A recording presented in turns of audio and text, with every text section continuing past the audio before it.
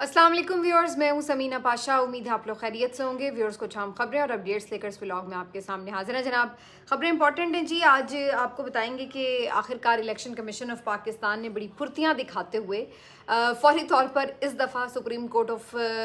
बल्कि supreme court को क्या कहें, आईनी बेंच के फैसले के ऊपर अमल दरामद कर दिया है। इसकी तफसीलात आपके साथ शेयर करते हैं। इसमें क्या कानूनी सुकम अभी तक नज़र आ रहे हैं, इस पर भी बात होगी। आज ये भी आपको बताएं कि एक और पीटीआई का रहनुमा अपनी जान से हाथ धो बैठा है। एक वर्कर की और शहादत हो गई है। इसके ऊपर तफसील आपके साथ शेयर करेंगे। इसके साथ साथ एक ख़त बहुत डिस्कस हो रहा है जो कि असीर रहनुमाओं का ख़त है, और दूसरी तरफ एक मुलाकात हुई है पिछले दिनों शहबाज शरीफ साहब की। इन दोनों चीज़ों को मिला के देखेंगे कि सूरत हाल क्या है और उसकी वजूहात क्या हैं। और इसके साथ साथ मंसूर अली शाह साहब का भी एक ख़त है जो कि इस वक्त काफ़ी ज़्यादा डिस्कशन में आया है। काफ़ी कुछ है इस व्लॉग में। आपसे रिक्वेस्ट है कि चैनल को सब्सक्राइब कर लें अगर अभी तक सब्सक्राइब नहीं किया। तो बात का आगाज़ कर लेते हैं जी। सबसे पहले आज इलेक्शन कमीशन ऑफ पाकिस्तान बल्कि selection commission of Noon league and establishment की तरफ से एक इजलास मुनक़िद किया गया जो कि कल भी किया गया था, लेकिन कल के इजलास को बग़ैर नतीजा ख़त्म कर दिया गया था। आज दोबारा गौर किया और फैसला तो वही होना था जो कि बहुत पहले कहीं और बंद कमरों में हो चुका है, और वो फैसला यही था कि जी पाकिस्तान तहरीक इंसाफ की जो मखसूस नशस्तें हैं उनको दीगर जमातों में बांट दिया जाएगा, और इसीलिए आईनी बेंच के थ्रू ये सारा फैसला रिवर्स करवाया गया। अब आईनी बेंच ने जो फैसला जारी किया है, अगर आप देखें तो इस फैसले का एक तफसीली ऑर्डर अभी सामने नहीं आ सका। उसकी वजह यह है कि 12 जजेस के इसके ऊपर दस्तखत मौजूद नहीं हैं। जो इससे पहले जो शॉर्ट नोटिस दिया था इन्होंने, वो अगर आप देखें तो उसके ऊपर 10 जजेस के दस्तखत मौजूद हैं, जबकि पीटीआई की तरफ से ऑफिशियली कोशिश भी की गई कानूनी तौर पर कि जो ऑर्डर ऑफ द डे है 12 जजेस के दस्तखतों के साथ वो हासिल किया जाए, लेकिन रजिस्ट्रार सुप्रीम कोर्ट ने उनकी वो दरख्वास्त भी लेने से इनकार कर दिया। और उसके बाद सूरत हाल ये है कि अब 12 जजेस का वो फैसला कहा तो जा रहा है, लेकिन वो 12 जजेस का फैसला है नहीं, क्योंकि ऐसा कोई कानूनी कागज़ मौजूद नहीं जिसके ऊपर 12 जजेस के दस्तखत मौजूद हों।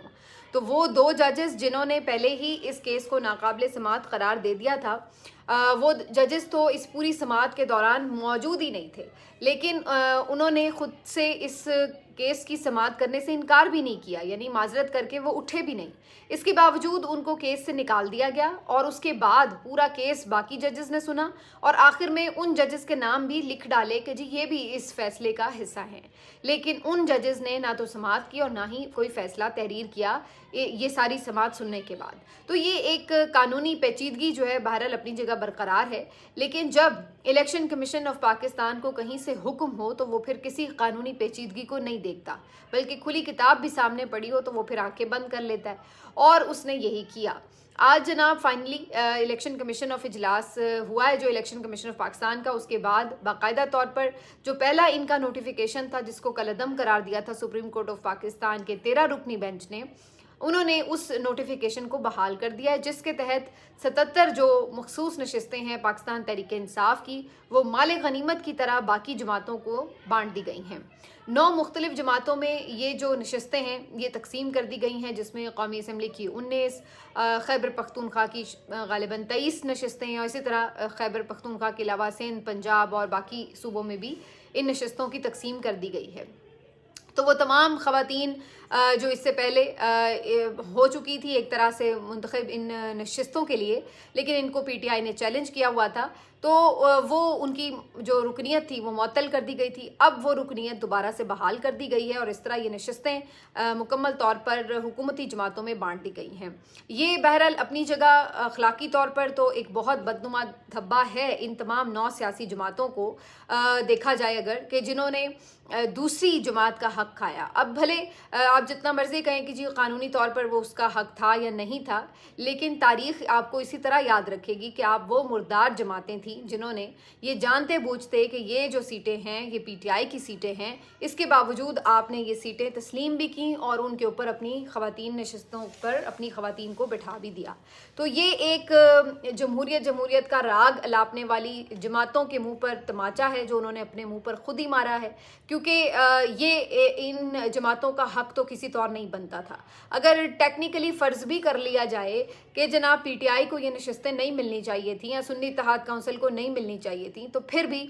ये तो कहीं पे भी ना डिस्कशन हुई इस पूरी समाअत के दौरान, और ना ही कोई ऐसा वाज़ेह कानून मौजूद है जिसके तहत ये कहा जाए कि ये नशिस्तें बाकी जमातों को मिल जाएं। ना मिलती उन्हें तो कोई बात नहीं, फिर भी कुछ वजूहात बनाई जा सकती हैं कि चलें जी ये हो गया वो हो गया, लेकिन इन जमातों को क्यों मिलेंगी इसका कोई रीज़न जो है वो समझ नहीं आता, सिवाय इसके कि इन जमातों ने ये नशिस्तें हड़प करनी है 2/3 मेजॉरिटी के लिए, और इस्टेब्लिशमेंट की सपोर्ट होने की वजह से फ़ैसले इनके हक़ में आ रहे हैं। और इसकी वजह बड़ी साफ़ है कि इन्हें आगे जो आइनी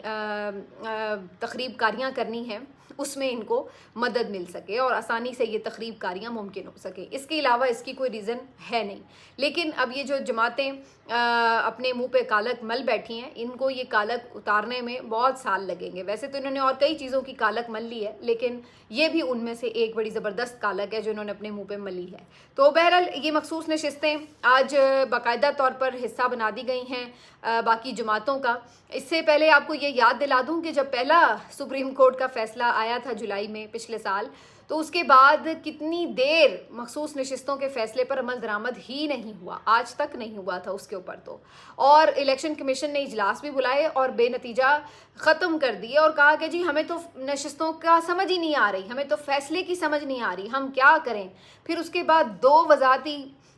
जो ऑर्डर्स थे वो भी जारी किए गए सुप्रीम कोर्ट के 8 जजेस की तरफ से, जिसमें वाज़े तौर पर उन्हें समझाया कि जनाब आपको क्यों समझ नहीं आ रही, ये इस तरह से है और ये है और सीधी बात है। इसके बावजूद वो ढीठ बनकर बैठे रहे और कहा कि जी हमें तो समझ ही नहीं आ रही। वो उनको पूरा साल समझ ही नहीं आई और उसके बाद उनको अब जो आईनी बेंच के हीरे जजों ने फैसला लिखा है वो उनको 2 मिनट में समझ आ गया है और उसके बाद उन्होंने फौरी तौर पर बहाली के नोटिफिकेशन भी जारी कर दिए हैं। तो ये है सारी मुनाफकत, ये है सारा गेम प्लान, ये है आपके वोट की इज्जत और ये है बंद कमरों के फैसले जो आपके सर पर थोप दिए गए हैं, मुसल्लत कर दिए गए हैं, जिसका पाकिस्तान के आइन, कानून, जमहूरियत और अखलाकी अक़दार के साथ किसी किस्म का कोई ताल्लुक नहीं है।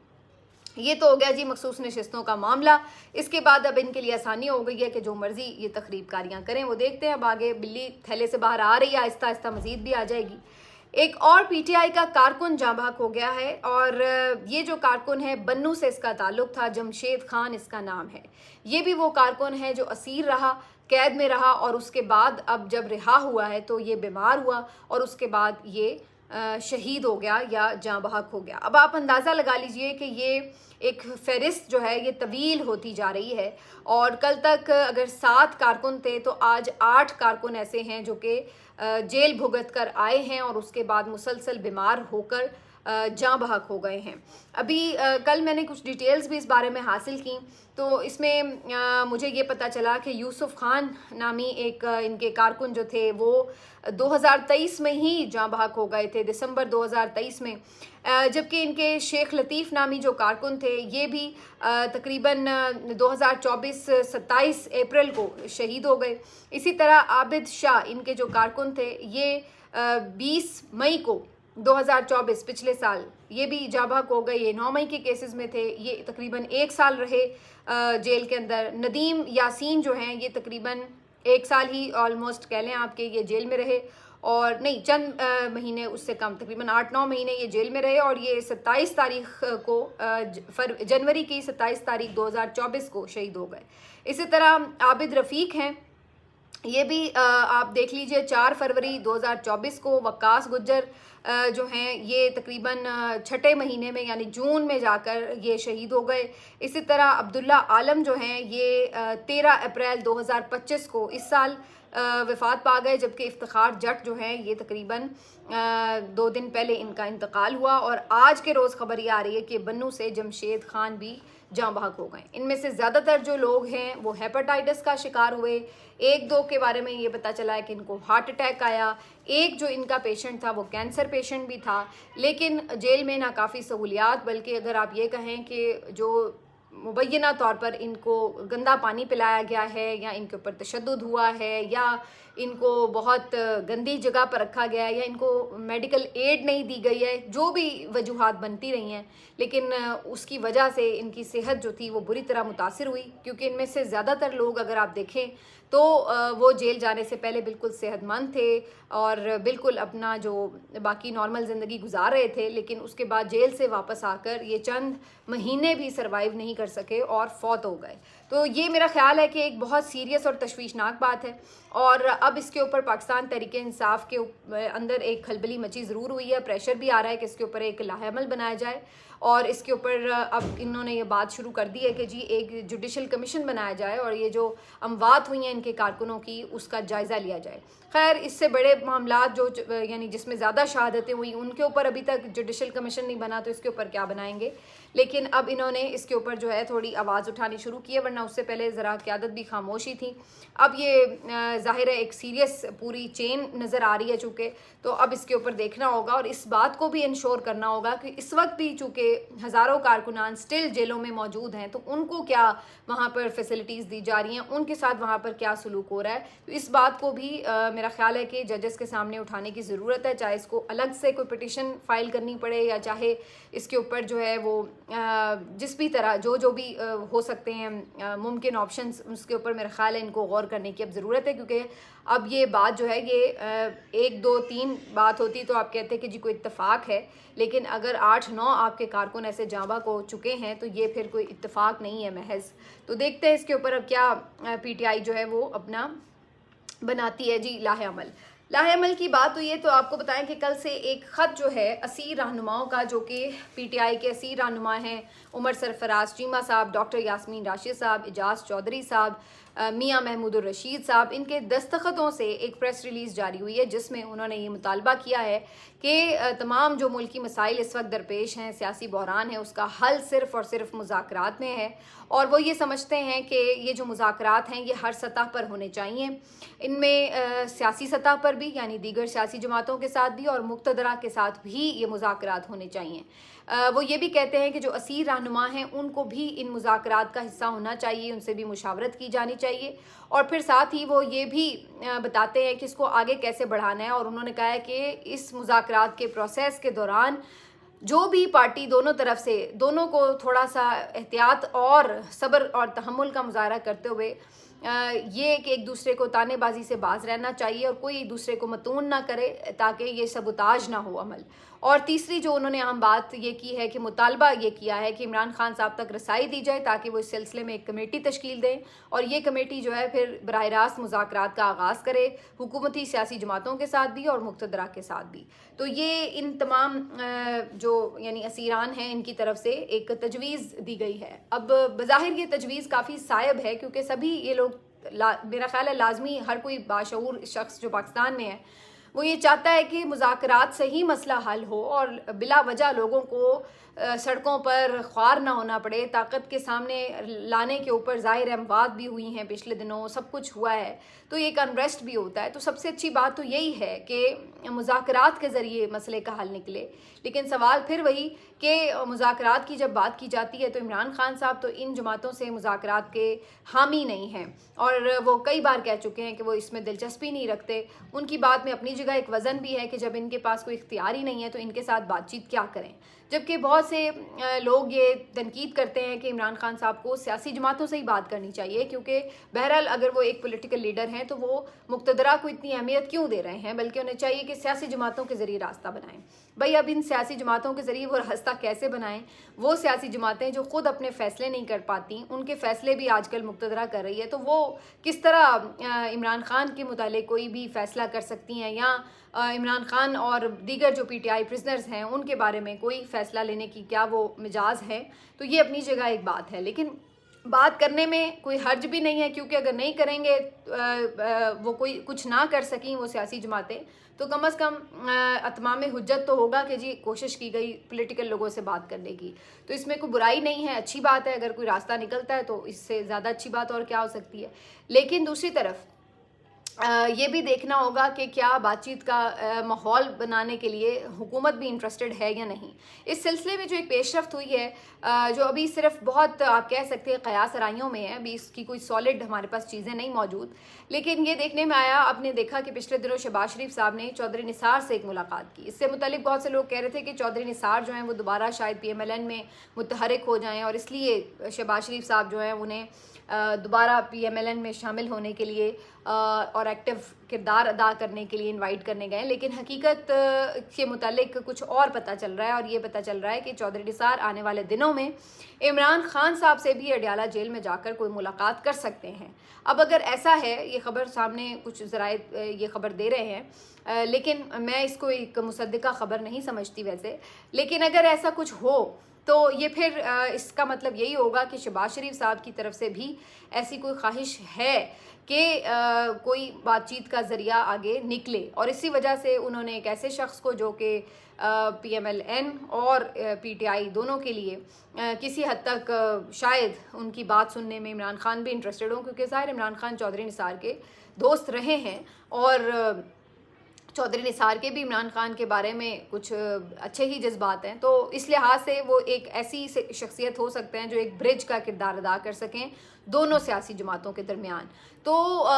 फ़िलहाल वो कोई कंट्रोवर्शियल भी नहीं है, क्योंकि ये जो पिछला पूरा 3 साल का अरसा है वो इसमें ऑलमोस्ट गैर फ़ाल ही रहे हैं, तो उनका झुकाव किसी एक तरफ उस तरह भी नहीं नज़र आता। तो ऐसी सूरत हाल में चौधरी निसार अगर जाके इमरान खान साहब से कोई मुलाकात करते हैं, इसमें मैं एक चीज़ और ऐड कर दूं कि चौधरी निसार वो शख्सियत हैं जिनके बहरहाल इस्टेब्लिशमेंट के साथ भी बड़े करीबी ताल्लुकात हैं। तो यानी वो एक ऐसी शख्सियत हैं जो PTI, PMLN और इस्टेब्लिशमेंट इन सब के साथ मुज़ाकरात करने की अहलियत रखते हैं। तो क्या वो इस सिलसिले में कोई मरकज़ी किरदार अदा करने की ख्वाहिश भी रखते हैं, कोई कोशिश करेंगे, ये अभी देखना होगा। लेकिन वैसे ये जो एक इनिशिएटिव है, अगर ये वाकई इस मकसद के लिए है, तो फिर हम ये कह सकते हैं कि हुकूमत को भी कहीं ना कहीं इस बात का एहसास हो चला है कि अब इमरान खान इतनी लंबी जेल अगर काट चुके हैं और आगे जो मुक़्तदरा की गिरफ्त है वो मज़ीद चूँकि मजबूत हो रही है, और कहीं ना कहीं अब PMLN के अंदर भी कुछ 2-4 जो कोई जमहूरी लोग होंगे उनके अंदर भी इस बात की एक परेशानी शुरू हो जाएगी और हो चुकी होगी यकीनन कि इस सेटअप ने जो है, एक तो वो बेशर्मी और ढिठाई वाले लोग हैं ना, वो तो खुश होंगे कि भाई ठीक है हम बस गोद में बैठे रहें और चलते रहें। लेकिन जो लोग थोड़ी बहुत भी जमहूरी अपनी जद्दोजहद कर चुके हैं इससे पहले, तो उनको भी इस बात से परेशानी है कि जितनी गिरफ्त मुक़्तदरा की इस सारे सिस्टम के ऊपर मजबूत हो रही है, ये आगे चलकर PMLN को भी फारिग कर देंगे, और अगर ये PMLN फारिग हो जाती है तो इनके साथ भी वही कुछ हो सकता है जो आज PTI के साथ हुआ है। तो कहीं ना कहीं वो शायद इस रियलाइजेशन को एक अमली कदम की तरफ ले जाते हुए ये चाहते हैं कि उनसे किसी तरह बातचीत शुरू की जाए, और तमाम सियासी जमातें अगर इस हवाले से कोई किरदार अदा करके किसी नतीजे पर पहुँचें तो इससे ये फ़ायदा होगा कि मुल्क में जो जमहूरी सिस्टम है, जो सियासी जमातें हैं, वो थोड़ी सी स्ट्रॉन्ग हो सकेंगी अगर इमरान खान इनके साथ बातचीत पर रजामंद हो जाएं।